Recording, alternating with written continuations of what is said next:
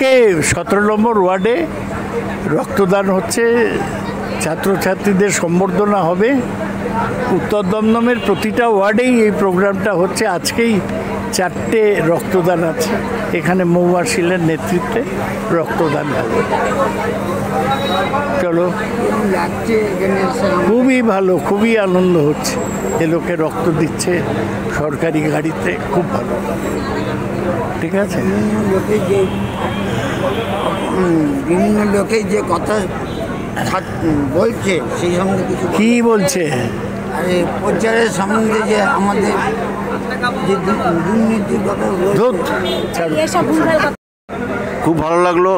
আজকে 17 নম্বর ওয়ার্ডে রক্তদান শিবির হচ্ছে মৌমাশিলের নেতৃত্বে। প্রতি বছরই আমরা এই রক্তদান করি। আমি 17 নম্বর ওয়ার্ডের সমস্ত নাগরিককে আন্তরিক অভিনন্দন জানাই যে তারা তৃণমূল পরিবারের সাথে সবসময় পাশে থাকেন এবং আগামী দিনেও থাকবেন।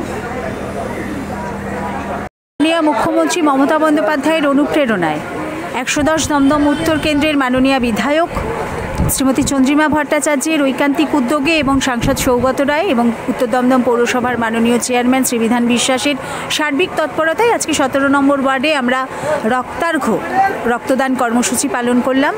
সেখানে 53 জন রক্তদাতা তারা রক্তদান করেছেন কোনো রকম কোনো উপহার ছাড়া, এবং তার পাশাপাশি আমরা মানুষের মধ্যে মশারি বিতরণ করেছি এবং যারা প্রতিনিয়ত আমাদের সঙ্গে বিভিন্ন কাজকর্মে যুক্ত আছে তাদেরকে সম্বর্ধনা দিয়েছি। এবং রাতের বেলা এবছর যারা মাধ্যমিক উচ্চ মাধ্যমিক সিবিএসসি আইসিএসসি পরীক্ষায় পাশ করেছে সেই সমস্ত ছাত্রছাত্রী সহ তাদের মায়েদের আমরা সম্বর্ধনা দিয়েছি। আমার মনে হয় প্রত্যেক বছরই আমি এই অনুষ্ঠানটা করি এবং এই অনুষ্ঠানটার মধ্যে দিয়ে আমরা আমার ওয়ার্ডের মানুষজনের সঙ্গে একটা যে বন্ডিং, তার কারণ এই ওয়ার্ডে আমি পৌরমাতা হিসেবে নয়, একেবারে ঘরের মেয়ে হিসেবেই সবার সঙ্গে পরিচিত, এবং সেই পরিচিতিটা আরও গভীর হয় যখন এরকম একটা অনুষ্ঠানে সবাই আমরা একত্রিত হই। আমি ধন্যবাদ জানাই বেঙ্গল নেশন টিভিকে, যারা সবসময় এই অনুষ্ঠানে আমাদের পাশে থাকে, আমাদের এই কাজকর্মগুলোকে আরও বৃহত্তর ক্ষেত্রে ছড়িয়ে দেয়। সকলকে অসংখ্য ধন্যবাদ। সকলে ভালো থাকবেন, সুস্থ থাকবেন। নমস্কার।